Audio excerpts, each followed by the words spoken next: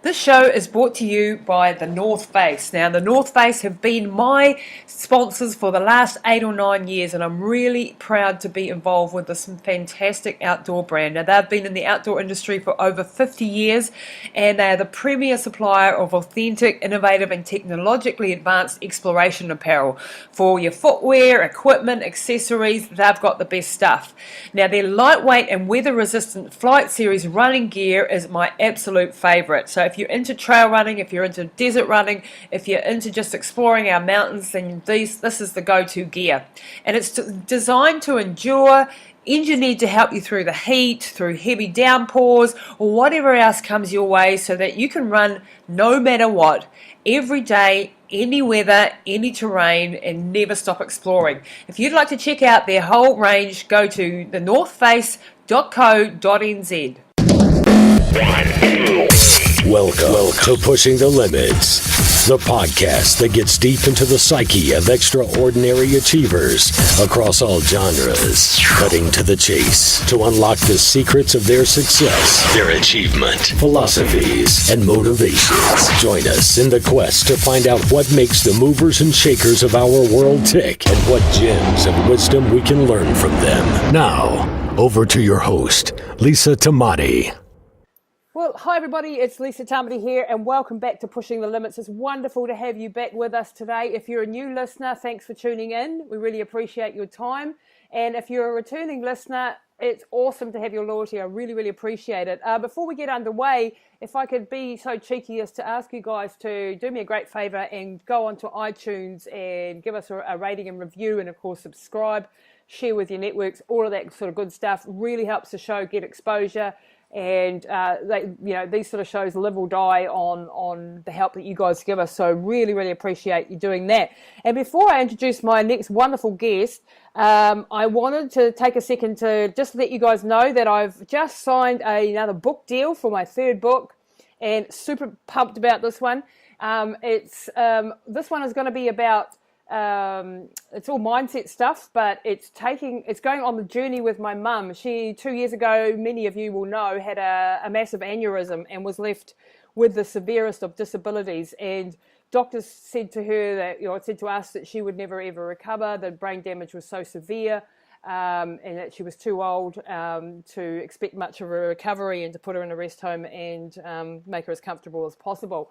And I'm never about being as comfortable as possible, and I'm always about I know what the human body and the mind is capable of, and I absolutely refuse to accept that situation. And so the last 2 years I've spent learning everything I possibly could and bringing her back from the brink of this disastrous situation. And so now, a couple of years later, Mum's back in action and she's doing everything again. And so we are just about to start writing on that book, on chronicling her journey, and I'm really, really excited. So thanks for letting me indulge you with that little bit of story, but I'm going to be keeping you guys a little bit abreast as we go through that book writing process on how we're going, and letting you know what Mum's up to at this stage. And we're about to go for a driver's license next week, so that's going to be a massive part of her comeback and her independence, and it's a big finger to all those who told us that we couldn't do it, which is fantastic.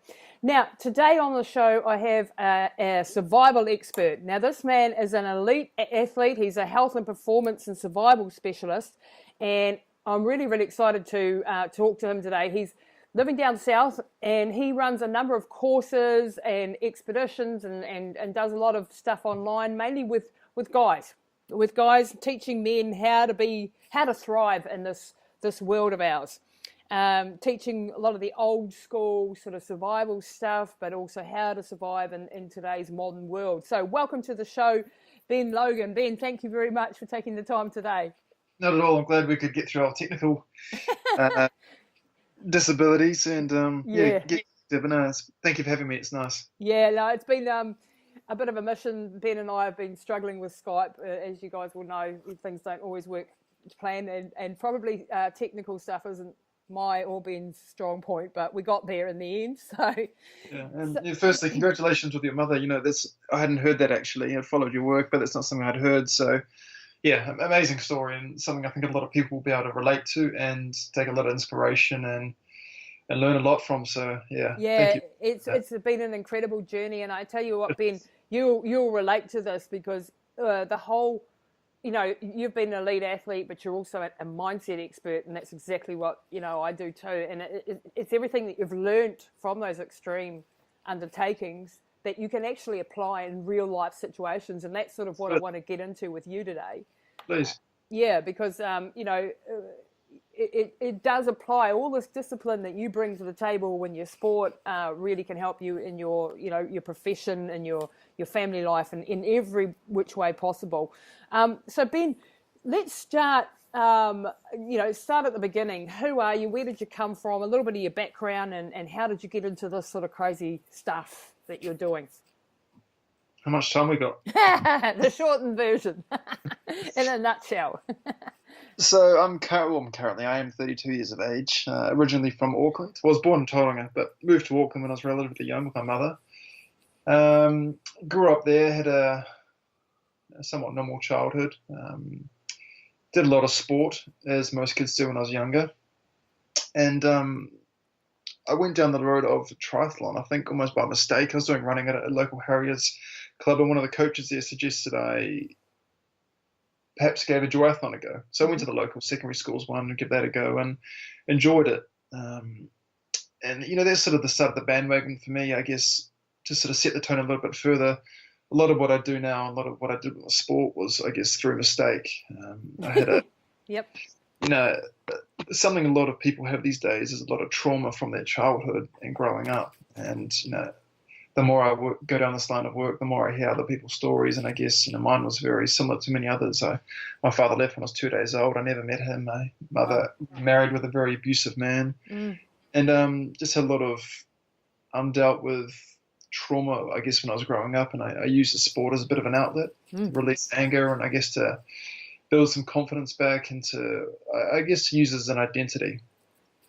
Absolutely. Which isn't the best way to start a sport career. I don't know. I pretty much everyone I interview has got something like that sort of a backstory. I've definitely used sport as a way out for me and a way through. Of course. And absolutely. Certainly. So I get that. But and I think it's a positive way to get through, Absolutely. work through things. Yep. For me personally, I was using it more of as a negative way, I guess. But it wasn't something I realised till a lot later, when I was a little bit more mature. That frontal cortex had developed a bit more and a bit more mature and smarter man. Still a long way to go. Haven't we all? But I realised things needed to be worked on, things needed to be fixed, and you can only run into a wall so many times before you either keep on doing it and go really downhill, or you sort of find ways to get through it and really improve yourself. And it normally comes as a turning point. I guess I hit that turning point. I realized there were things I was doing within myself that weren't positive, within sport that weren't positive. And I just knew I wanted to be a better person across many different things. And I guess I got into nutrition. I wanted to figure out different ways I could achieve sport in different angles. I always thought there were ways that could increase performance, increase recovery, better gains. So I went down the road of nutrition. And I guess that opened a new door for me. And I just started experimenting. I just started learning. I just started finding out different things. And I moved from Auckland down to Wanaka about 6 years ago. Wow. What a cool place to live. Nice. Yeah, it's an amazing place. Very, very lucky. Very nice place to live. It gives me all the things here that I want. Space, freedom, clarity to think, good people.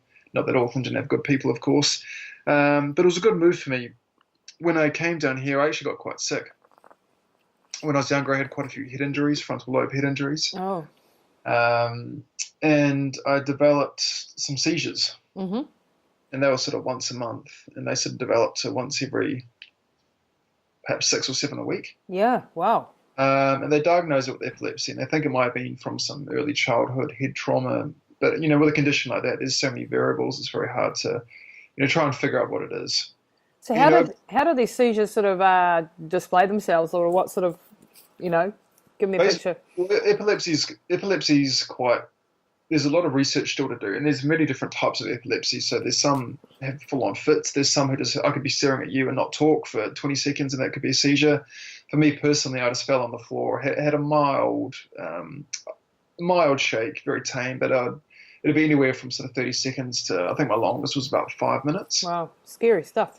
Yeah, it is. It is scary, and it takes a while to break through and actually find out what it is. There's a lot of medical tests before getting to that. And, I was trying to race at that time, doing iron distance events and having, 3 to 6 seizures a week. It's not the seizure that's the problem, it's the recovery. And I sort of described it as like having a chronic hangover, like worst hangover you can imagine. Wow. And then sort of train through that.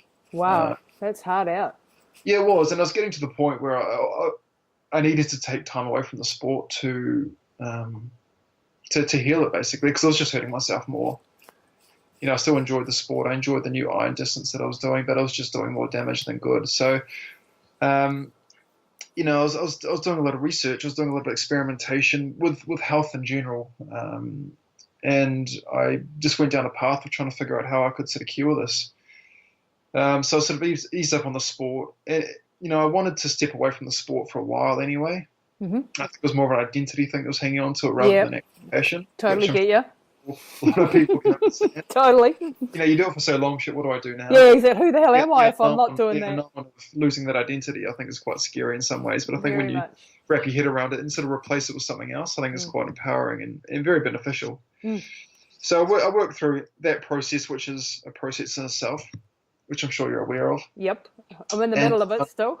Of course, absolutely. And so will I always. And I just started working, I needed to fix this thing. I heard other people had fixed it, and I just wasn't, like you said, I wasn't happy with what the doctors were saying. This is what it is, here's some medication and monitor it, basically. That wasn't good enough for me. No. And standards, I guess I'd set myself. So I did a lot of very deep research, a lot of very deep experimentation, and, over time I managed to pretty much reverse that cure, and it's been about 2 years seizure-free now. Wow. So, I developed a bit of quite an in-depth medical treatment plan, and it was quite funny actually after I'd done that and sort of got those, I sort of really managed to reverse it. Harvard Medical came out with a paper saying the exact same thing of what I've been doing, so that was quite satisfying too. That's amazing. I mean, yeah, I can totally relate to that journey because, I mean, like with Mum with her aneurysm, and there was no path forward. The brain damage so severe, etc. And now, and I did exactly what you did, just dive deep, and researched everything there was in the whole world I could possibly find that would help her, and came up with my own protocols, came up with my own. Absolutely. Yep. That was very eye-opening for me in many ways. It was depressing and painful and horrible and limiting at times, and there was quite a bit of depression as well. But since then it's just been a path of, what can I achieve in this world? Sports-wise, myself, what's the best father I can be? What's the best husband I can be? How can I learn from mistakes that I've made, that other people have made, and how can I use it? Life is supposed to be enjoyed. It's supposed to be cherished. It's supposed to be lived with abundance. And when you look around, that's just not how we're living. We live in a world of social media, and it's very easy to mask things and cover things up. But when you really look at the science and look at real in-depth case studies and talk to people, you find there's a lot of people living with trauma, a lot of people with sickness, illness, pain, a lot of mental health issues as well. A lot of mental health issues, that low-lying anxiety and depression. It's a chronic societal problem now. Absolutely, it is. It's an epidemic, I'd say. Yep, and I think part of that is a disconnect with nature, like that we are so disconnected from our roots and how our ancestors lived, and I've always used the sport as a way to reconnect with nature, and I think that especially with our children is a huge problem, that they're not actually getting the rough and tumble of being up in the mountains, out in the sea, fighting the elements, all of that sort of good stuff that really balances you out, Of course. So I guess, very long story short, I went on a decade path of figuring out first-handedly, which I'm happy for now because I wouldn't be in the position I am without it. It's very hard to do some certain things unless you've experienced it, regardless of how shit it might be. Yep. So like I said, a decade journey, if you want to call it that, of figuring out what I didn't want to become and what I didn't want to be like, and sort of realizing how many other people are in the same position, and developing research and patterns and strategies to overcome it, I guess. And I guess what I do now is first and foremost, because it starts with me. I can't promote the stuff and I can't work with people if I'm not doing it myself. Yep. So for me, like I said, I want to be the best husband, the best father. I want to be an incredible athlete, but I want to be balanced as well. Tall order. Of course. I want to be a great athlete, but at the same time, I want to be able to walk with my daughter when I'm 60 and not have 5 hip replacements and 3 knee replacements. So that comes back to the balance. And I just get a real kick out of helping other men do the same thing. Like you said, I primarily work with men. And a lot of, I get asked about that quite a bit. Why don't you do that with women? And I do actually do quite a bit of work with women. But a lot of what we do is, this isn't a 6-week get fit course. This is a lifelong change. Yeah. And to do that, we really do delve into the male psyche. Yep. I totally get that. The male mindset, the male psychology, the male psyche, as opposed to the female psyche, is very different. In many ways, a lot of the information we teach is very similar. I'd say probably 90% of it is highly transferable between everyone. But, I really try and tailor the information to the individual, and I'm only going to ever teach things that I feel I'm a true expert in. Yep. And just women's mindset, women's psychology is just not something that you're an expert in. Yeah. No. Yeah. I don't think I need to be. I think there's people doing a much better job than I could ever do. And I think, we live in a world now where you've got to be an expert at everything, and I'm not. No, it's not something I feel the need to be or agree with. Stick to your strengths, and I think my strengths lie with connecting with men, and there's a huge need for that. I agree. I think it's so hard today. You have all these macho things that we grew up with, or you're a generation after me, but, we grew up with this tough male sort of role model, Arnold Schwarzenegger types, if you like. And that's slowly evolved over time, but then there's this disconnect now, I think, with who the hell am I? What is it that a man should be? How should I act? A lot of dick measuring, let's be blatantly honest, that is totally detrimental to actually having real relationships, having real connections, being responsible fathers and husbands. It's a lot to learn, It is. I think first of all we've got to understand how far off the path we've traveled. Think of it from this side. We're the only species that have come together to talk about what they should eat. Or how they should act as an individual, or whether a male elk or bison should do this or that, or if their food has to be pasteurized, or if the grass they're eating can't be cooked over a certain temperature or have to be raw. And we're the only animal or species that really doesn't know what the fuck we're supposed to be doing. That really does demonstrate, to do this properly, we need to understand how far off our path we've become. And I think we've really detoured. Yeah. But like you said, what is a man? The majority of men don't know what that is. The modern version is being successful, having a fancy car, having money, having a beautiful partner, having a house you can show off. Yep. And that's pretty much it. That's where the penny drops and that's where it lies. But I think, like I said, to do this properly, we need to delve into many different aspects. And it takes time, and it's like I said, it's not a 6-week thing. It's a lifelong change. It's a life commitment. It's a direction you take from here. Yeah, I think it's fantastic. I had recently a Dr. Paul Wood on my show. I don't know if you know of him. I do. A wonderful, amazing man. And he works a little bit in this area, and slightly not so much in the survival sense of the word, but or in the outdoors so much. But he had a journey. He was in prison for a long time for murder when he was a young man, was molested, attacked this guy. Long story. Great interview. But he works now, and he educated himself, became a doctor in psychology and so on. And it's all about teaching men not to react violently, not to out of necessity, when it's not necessary, and it's teaching coping mechanisms, and it's teaching the connection back to manhood. I can't, obviously I'm a woman, and I don't get all that, but I see it in my brothers, my father, my husband. I see them even like struggling on a day-to-day basis. Yeah. In the workplace, for example, my husband's in the fire brigade, and he's struggling a little bit in the moment with he probably have a heart attack that I said that, but with the alpha macho thing when he's Of not course. like that, and it's a hard. There's a lot of different elements, a lot of things to take into account.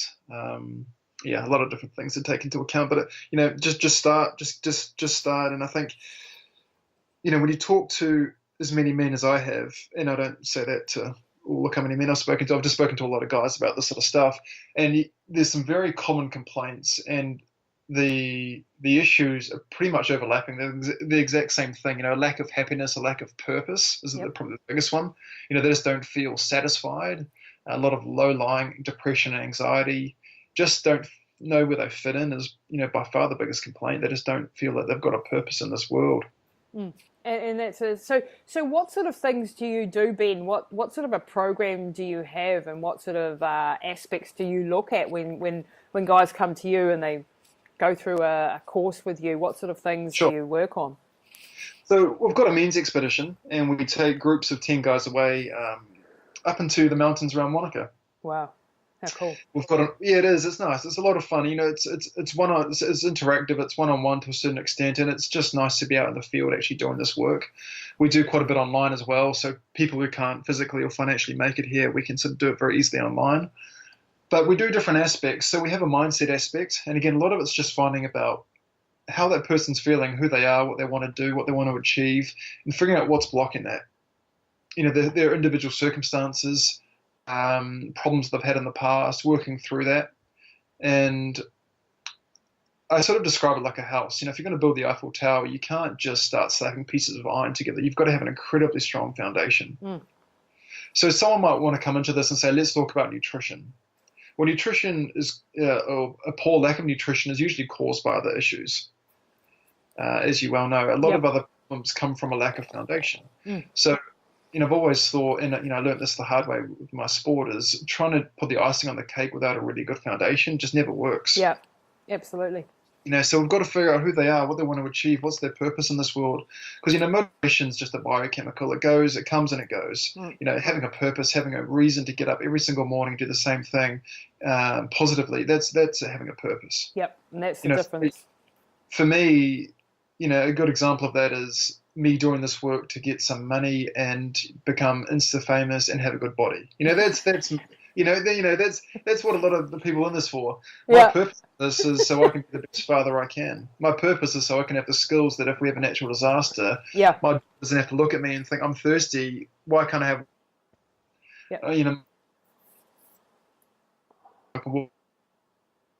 That's my purpose for doing this work.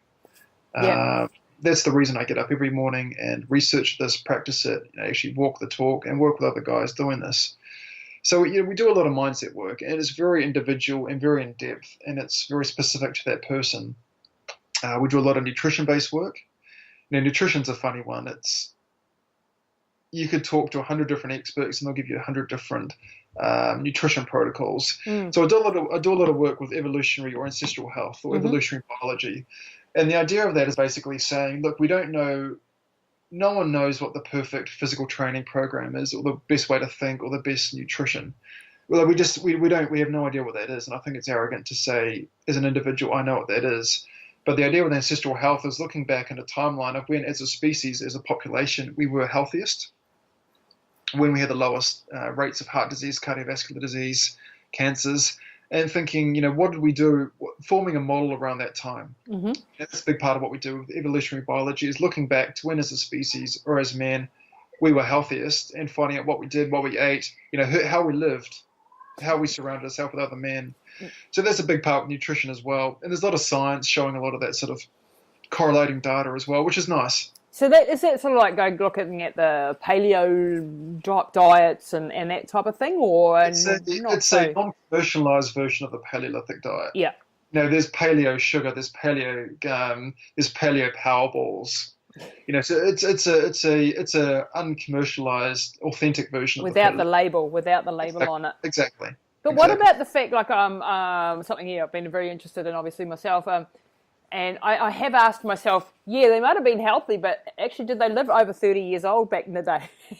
That's a good question. That's probably the biggest sort of, what about that? Like you just said, that gets brought up. Yeah. The the mortality rate is taken with a few different examples. One was the child mortality rate, the birth mortality rate is taken into account. And we had a lot more, the mortality rate was a lot higher back then. Yeah. We didn't have modern medicine. No. We didn't have ways to keep children alive. But, one thing, one could easily say, well, we're bringing forward weak genes. Mm-hmm. Yep. Back then you had to be an incredibly strong child to survive at birth, or you wouldn't survive. True that. Now, is that having an implication on weakening our gene pool? Exactly. I mean, one could easily say that, and I'd be one of those people. But back then we just didn't have modern medicine, and that's the beauty of modern medicine. We can take the knowledge of the past and combine it with the beauty of now, the science we have now, to create an incredibly good health system. We had much. Back then, if you got a chronic infection, you were pretty much effed. Yeah. Nowadays we can go to the A&E and go on a drip for 2 hours and it's fixed. Yep. So I think health-wise, we were much healthier back then, much more robust, much more resilient, but we had a much harsher living conditions. Child mortality was a lot higher, and we just didn't have, a broken leg was pretty much end of life. Yeah. Yeah, so so that has to be reflected in the statistics that you're looking at. We didn't have the modern technology. We didn't have the modern healthcare, the modern science to fix what would be now midline injuries or illnesses. Yeah. So, but how do we, if you look at, what am I trying to say?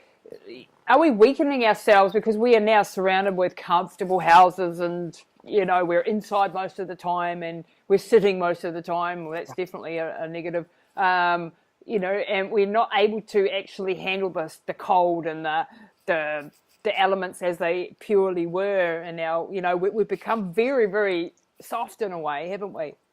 So, you know that all dogs come from wolves. Yes. So there's the Canis lupus, the grey wolf, Canis lupus. Then there's the Canis lupus familiaris, which is the domesticated dog. Mm-hmm.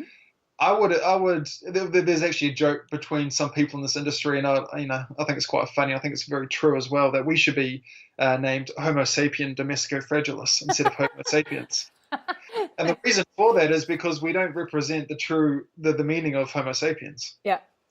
Yeah. And that's one of the cornerstones of our work is building resilience, because we have lost that on so many different scales. Mm-hmm. And I'll give you a few. But we do a lot of work with intermittent fasting, and that's basically the ability to tap into or burn ketone bodies. You become metabolically efficient as the measure of how well you burn fat as a fuel source. The modern person now, if they go for more than 2 hours without food, they get the shakes, they get low blood sugar, they can't focus, the end of the world's happening. From an evolutionary point of view, from a survival point of view, just being able to go without food, it is so empowering. The ability to burn fat as a fuel source. And I'm not sure if you use that much with your ultra running.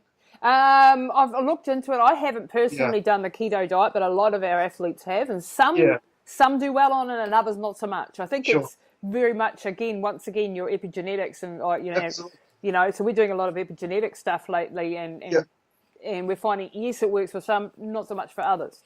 Absolutely. Carb tolerance is very individual, but even just a carbohydrate appropriate diet, just how to make that transition between fat and carbs a lot more smoother than most. Quality carbs if you're going to have Absolutely. carbs. Yeah. A lot more slow releasing on the glycemic index than a Powerade or a bar of some sort. But we do a lot of work with cold, for example, as well. A lot of cold training, which is very interesting. Because you again look at back through our evolutionary timeline. If we were cold, we had three options. We had fire, we had shelter, and we had animal skin. If we were skilled enough, strong enough, and smart enough to actually source that. Yeah. Nowadays, what do we do if we get cold? We put a jacket on. Yep. We put the fire on. Yep. If we get cold, we take it off. If we get too hot, we take it off. Or look for the air conditioning. Our balance between our thermoregulatory discomfort is very limited. That scale that we have between hot and cold and the discomfort level, very, very small.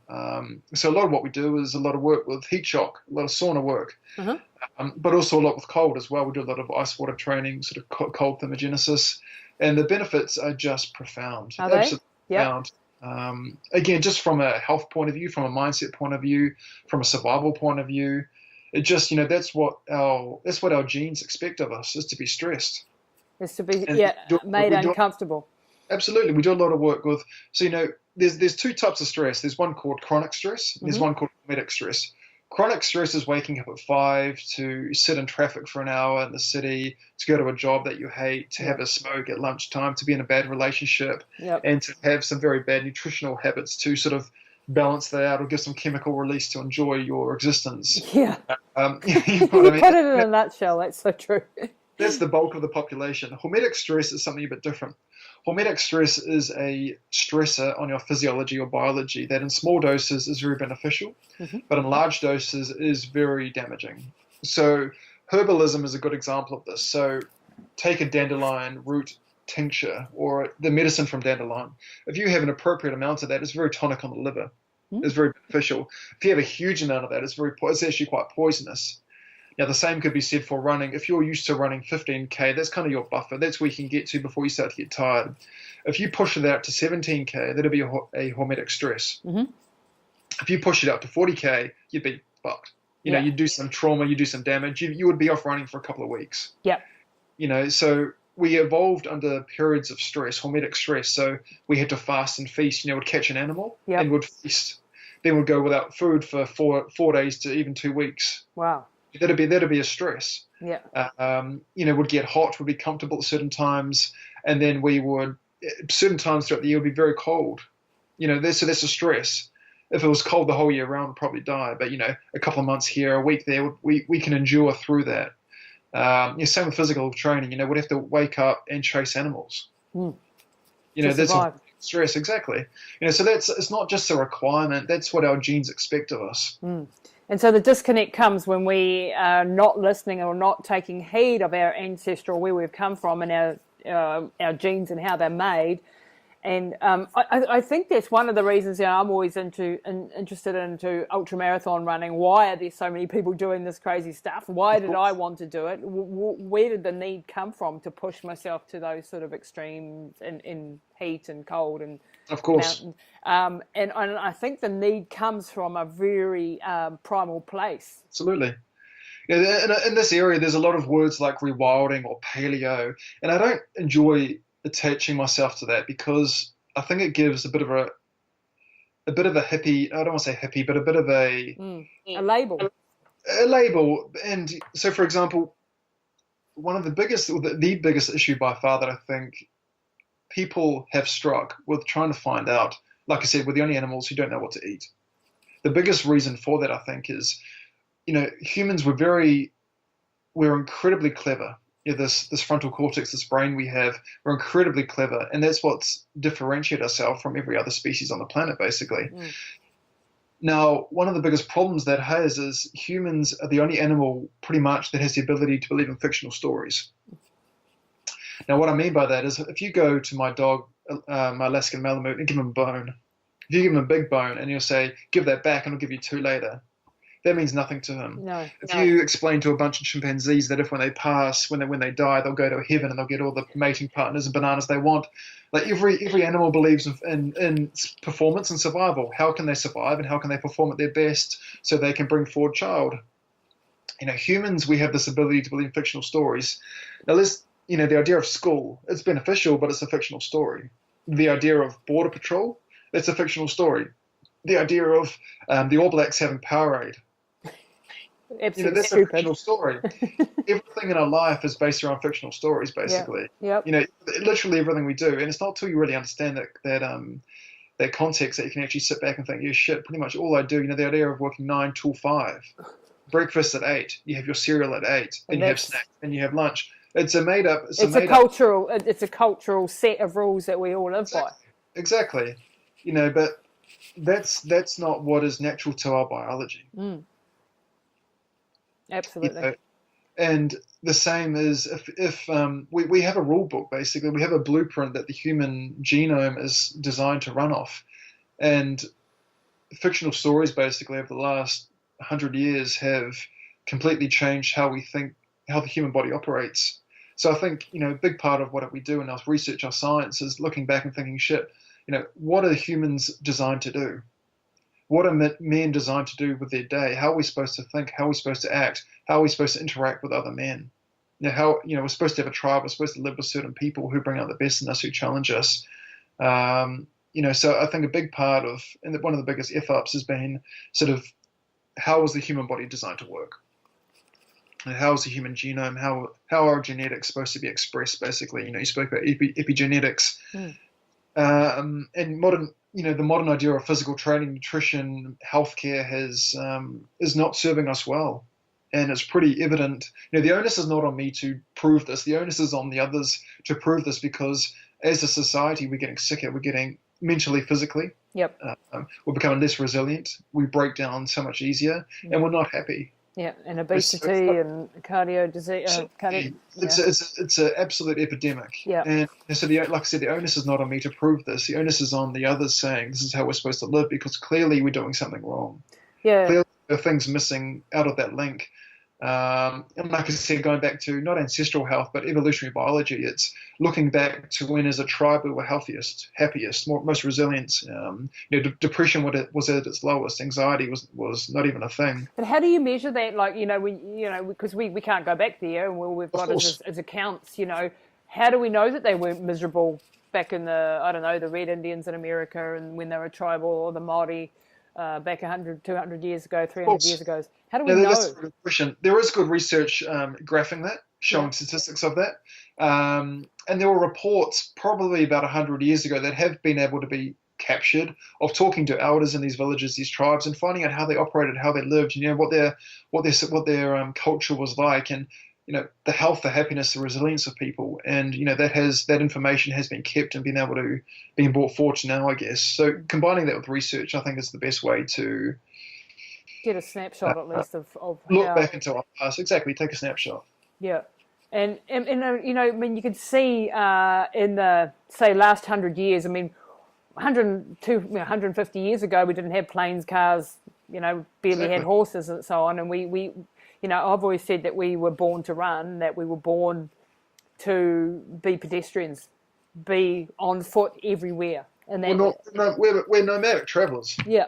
And then that when we take that away, that's one of the reasons I think we love to run, but only when you're in that cycle of doing that. It's horrible when you don't, starting a I think the best example is cold water. People might see me in a frozen river, for example. I've had to punch my way through the ice. And they say that is the most horrible thing I've ever seen. And, so is running for the first time.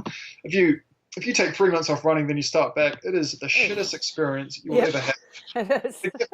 But give yourself 6 weeks, 2 months, 3 months. Yeah, you're going to be a lot more adapted to that task. You're going to challenge yourself, and you're going to find pleasure in the discomfort of what you're doing. Yeah. And this is the same with all of these hormetic stresses that we're promoting and talking about here. So what do you say to people like, I've always been criticised, you must be masochistic, you've got tendencies, you've obviously got some issues, probably agree with that one, but you've got masochistic tendencies because you want to push yourself to very painful places. What do you say to that? I say success is on the other side of hard work. It's not all a party. We're not just here to party, are we? To be honest, I don't even really answer that question, because if I'm answering that question, I'm talking to someone pretty fucking dumb. I choose who I hang out with. I think just, humans are supposed to be stressed. Humans are supposed to go through hardship, because that's where we get reward. Not all the time. And again, that's the difference between hormetic stress and chronic stress. Yeah. Chronic stress is doing that every single day. And what do you say, because I'm very much studying at the moment adrenal exhaustion and fatigue, and have been facing that myself in the last couple of years, and different knock-on effects from pushing the body too hard, going too far, ending up with some major problems like kidney damage and so on. Absolutely. And I'm seeing a lot of our athletes coming through our doors that we coach at Running Hot Coaching with the same set of symptoms, or you're very similar. They've all got this adrenal burnout, they're depressed, they're mentally think they have to be doing more, and we're in the social media age where you see everybody doing everything all the time. And it's Absolutely. That's an amazing question, and I think it's something hopefully will be one of the biggest taking points from this talk. Everything evolves and keeps on evolving. I did a talk at the Mountain Film Festival last year in Wanaka about the evolution of outdoor mountain sports, and it's a film festival about capturing extreme outdoor events. So back, when did Sir Edmund Hillary climb Everest? What year was it? 1953, I think. Thank you. How many people do it now? What, hundreds? Hundreds. It's evolved. Thousands. Yep. And I said in that talk, someone's got to ask: is doing these outdoor events is that natural to the body? Is jumping off a cliff with a wingsuit, is that natural? But it's a film festival, and they've got to keep evolving it to win the films. Yep. Like you said, social media, you've got to do more posts and better posts. Yep. Different videography. You've got to get aerial drone footage these days. You've got to have pretty much a professional videographer and photographer with you at all times. It's the bane of my life. That's the level of what it is. Yeah. Luckily, my wife is an extremely good photographer and videographer. So, you're lucky. So it's easy for us to capture that because she enjoys doing it. We're always out doing these things anyway. But I guess what I'm saying is everything is evolving, and the idea of what you need to do to be a professional athlete and just keep on pushing the limits of physical endurance, at some point it's going to bite everyone in the ass. Yep. And again, how humans... that's the $1 million question. What is the best athlete you can be, and how to do that, and without breaking yourself? Exactly. Because one of the things that I am concerned of, like I've done lots of extreme stuff over the years, and I'm paying a price for that now. Like it hasn't been, and I wasn't really aware that I could be actually doing damage. And now, as a coach, I'm in a bit of a dichotomy. Like, do I do I encourage that same extremeness in others, or do I say, well, yes, but with note of caution here, and hey, let's build a really strong foundation, and hey, you're bordering on the limit of exhaustion here, and mental exhaustion and physical. You need to pull back, and that's you're trying to walk this tightrope of ambition against and I don't want to go to someone and say, well, don't do it, because I know what it's brought to my life, but there's been a cost, and I also you both. So there's two things I'll say there. One is, it doesn't actually matter how much training you do, but you've got to have the appropriate recovery strategies to combat that. To have the adaptation effect, there's got to be the appropriate recovery response. So I don't think there's a limit to how much you can train, but if you're training at a higher limit than what your body can adapt to over a grand scale of time, that is when problems occur. So that's the first thing. I think, like I said, that's the beauty of what we do is I don't think there is a limit to how much you can train, but providing that there's that physical recovery response. I think like everybody needs to look at themselves individually. We've got a bucket of stress that we can cope with physically and mentally, and when we it is highly individual, definitely. But I think also the goal is to get to 100%. 100%. Now let's try and fill up that bucket quickly. How much does a lot of training fill? Is that 50%? Is that 40%? Is it 60%? As far as stress, is it like the total amount of stress on the body? Yeah. But let's look at what else we can fill into that currently isn't being used. So I think nutrition, for example, that's. Let's make it specific to running. There's the carbs, there's the fat, there's the macronutrients. Yep. There's a little bit of focus on the micronutrients, and that's pretty much it. Runners focus on the carbs, the fat, the protein, a little bit of veggies to get that in. Have a green smoothie because they're too bloated through potatoes to actually eat a bunch of veggies. But I think nutrition, there's going to be some frontiers of nutrition that I think that are really mind-blowing in the next little while. I've done a lot of work with herbalism in the past, adaptogenic herbs. Mm-hmm. Yep. That through my experience are just they provide a night and day difference. Really? Yeah. There are some that are abused. So Dare Velvet is one. Now, for example, that can be concentrated into a spray, and the concentrate in what you get is actually can be picked up in a doping test. Wow. And a lot of NFL players have been caught using it in the past, and that's not what I'm promoting. I'm promoting you can use the substance as a recovery, as an androgen, as an adaptogen as well, at a safe legal limit. I think if people are listening to this and are going to go down the road of adaptogens, I would work and check with WIDA to see if it is legal, because some of them are legal, some aren't. But I think even if you're not racing, these are natural substances that provide incredible benefits to recovery and longevity in the sport.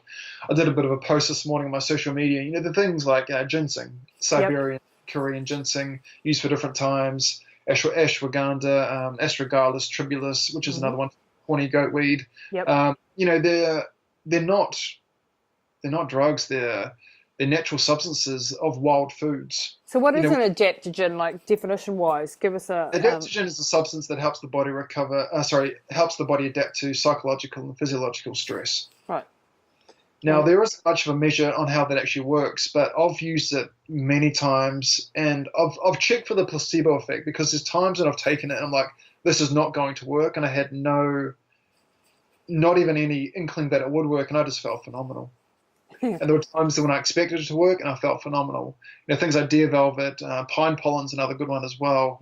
Very good with boosting testosterone, for example. So I think there's certain elements with nutrition, especially with wild foods and stress-activated food compounds, that are coming out of research papers that are going to be very popular within the sports performance scene within the next 5 years. Yep, without them being doping, or that you've got to be absolutely. Careful. So I guess EPO is a concentrated version or a heightened version of what the body naturally produces. Yeah, but it's all and like I said, so is the concentration of deer velvet into a spray capsule that you spray in your tongue, and get an incredible amount of growth hormone and testosterone boost. Wow.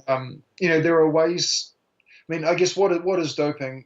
We've gone off the topic a bit. Doping is a concentrated or illegal version that others can't source, I guess. There's a lot of different... outside of the limits of what would normally be. Yeah, exactly. But I think, we're not looking to boost levels with like these wild foods or these herbs that I just suggested. We're talking about ways that we can use them in microdoses or pulses to combat the stress that the body is going under. Yeah.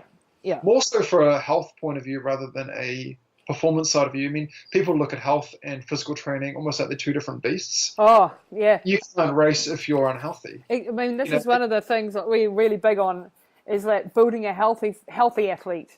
Of course. It's no use to me. I can get, someone to their PB at their next marathon, but then they're blowing out for life. Of course. Or I can have a healthy athlete. It takes us slightly longer to get there, and I have to reboot some systems. To be a professional athlete, like we spoke about the evolution of professionalism these days, to be a professional athlete, you need to do a lot of running. And I would say that's borderline on chronic stress. And again, that's absolutely fine if you've got the other parameters with sleep. Yeah, you're not got a full-time job and 3 kids. To hold that up, what is the limit, I guess, and it comes down to what are the parameters that are supporting that. Yeah. And herbalism, wild foods, nutrition, there are some very untapped areas into that I think are going to be beneficial. Yeah, I'm definitely interested in learning more about that, and we're going down the path of very epigenetic testing, health boosting, looking at. I've been getting a bit of flack lately for talking about adrenal fatigue and adrenal exhaustion, because apparently it doesn't exist according to some people. Oh yeah, nutrigenomics. There's epigenetics and there's nutrigenomics. That's the effect of nutrition on the genome, basically. But shit, we've gone off topic a bit, haven't we? Yeah. I'm sure we've been covering good stuff. But that's what's good. That's good. That's what I like about it.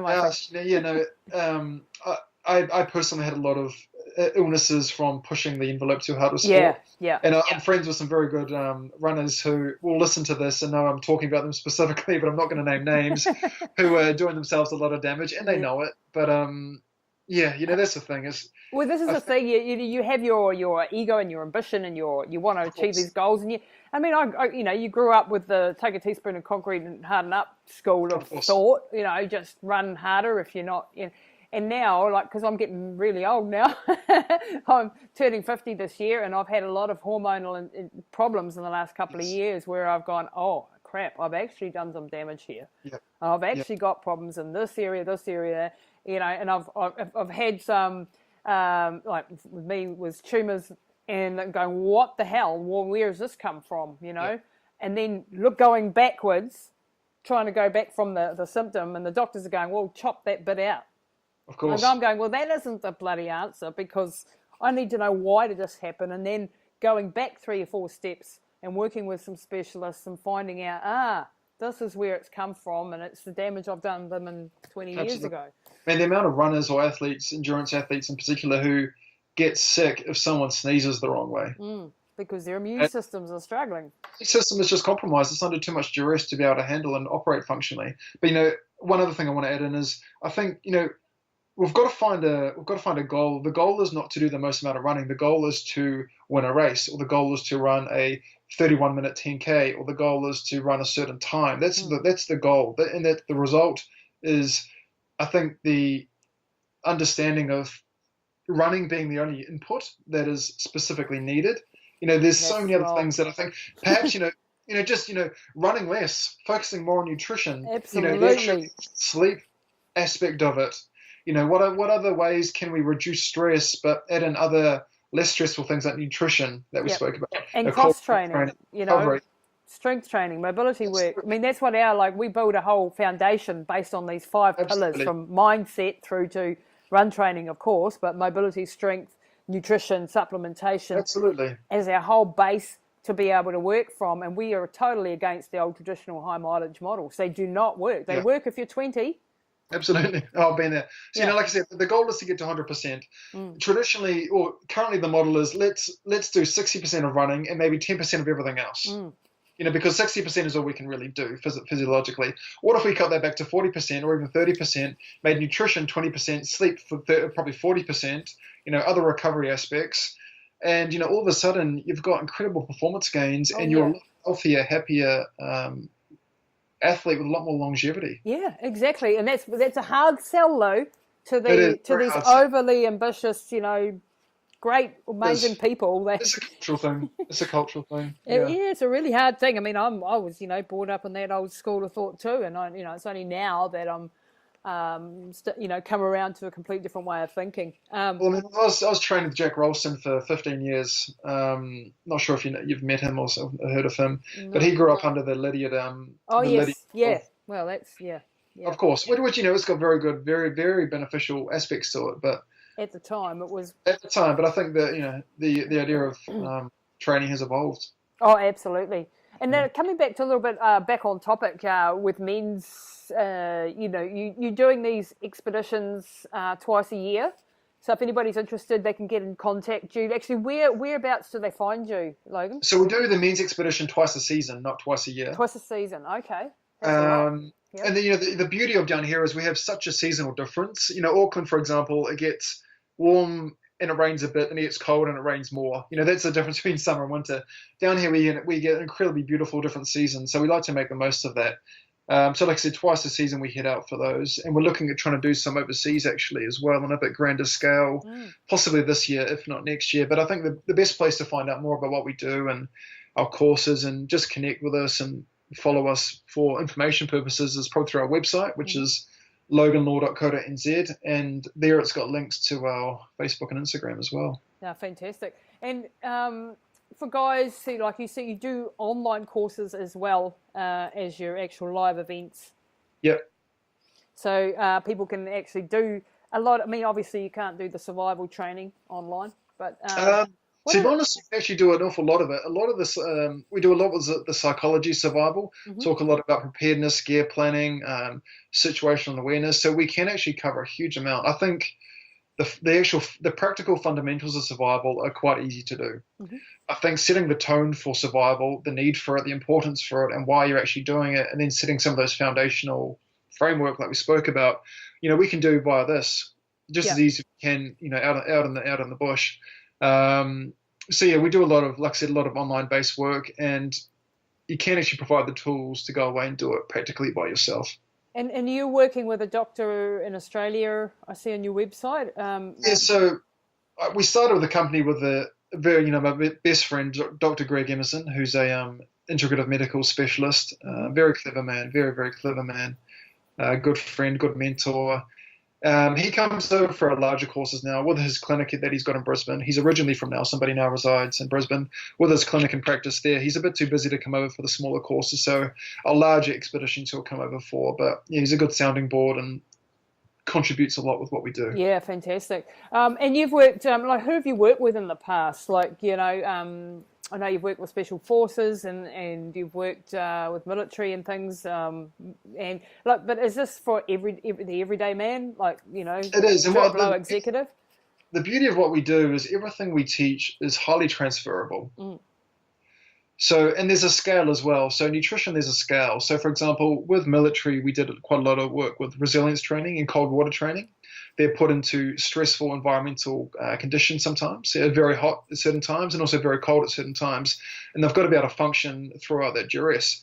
So we did a lot of work with environmental conditioning to help, build that resilience that we spoke about. We also did a lot of work with them, for example, with metabolic efficiency training.